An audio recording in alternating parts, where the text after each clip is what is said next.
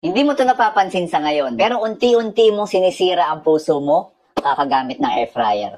Pag nagluluto tayo gamit ang air fryer, may mga chemical yan na pinuproduce. Isa na doon yung tinatawag na oxysterol. Mga chemicals to na nag-react doon sa hangin tsaka sa init ng air fryer. Pwede yan magdikit-dikit. Kapag pumasok yan sa sistema mo, pwede yan kumapit sa mga ugat mo sa katawan at mag-cause ng pagbabara sa mga ugat mo sa puso.